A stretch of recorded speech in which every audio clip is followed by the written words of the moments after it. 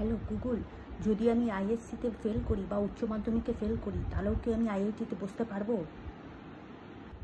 Google, আরেকটা প্রশ্ন, যদি একদম কিছু না লিখে আসি তাহলে পরিষ্কার পরিচ্ছন্নতার জন্য কি আমি এক্সট্রা মার্কস পাবো? আচ্ছা গুগল, একটা প্রশ্ন, যদি ভুলভাল সব অ্যান্সার লিখে আসি না জানলে তাহলে কি তবু আমাকে গ্রেস মার্কস কিছু দেবে? গুগল, একটা কথা বলো তো, যদি হঠাৎ পরীক্ষার হলে কিছু পাচ্ছি না দেখে অজ্ঞান হয়ে যাওয়ার ভান করি তাহলে কি চোখে মুখে জলের সাথে সাথে আমাকে মার্কসটাও উপহার দেওয়া হবে? গুগল, আইএসসি বা উচ্চ মাধ্যমিকে যদি আমি ফিজিক্স কেমিস্ট্রি ম্যাথস তিনটেতেই ফেল করি তাও কি আমি আইআইটিতে বা জয়েন্টে বসতে পারি? আচ্ছা গুগল, যদি উত্তরের জায়গায় কিছু একটা লিখে দিই তাও মার্কস দিতে হবে, এই নিয়মটা কি চালু হয়ে গেছে? গুগল, একটা খুব ইম্পর্টেন্ট প্রশ্ন, যদি পাশ করব না সেইটা জানি তাহলে যদি আগের থেকে কাউকে ঘুষ দিতে হয় কাকে ঘুষ দিতে হবে যদি জানা থাকে বলো?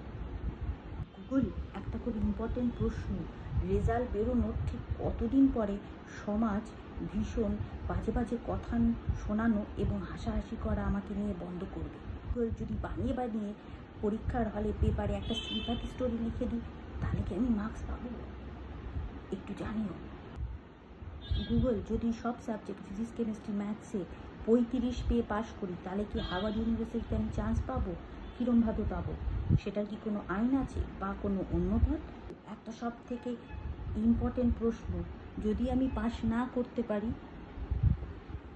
তাহলে কি বাবা মার আমাকে ত্যায্য পুত্র বা ত্যায্য সন্তান করে দেওয়ার কোনো সেরকম আইন বেরিয়েছে?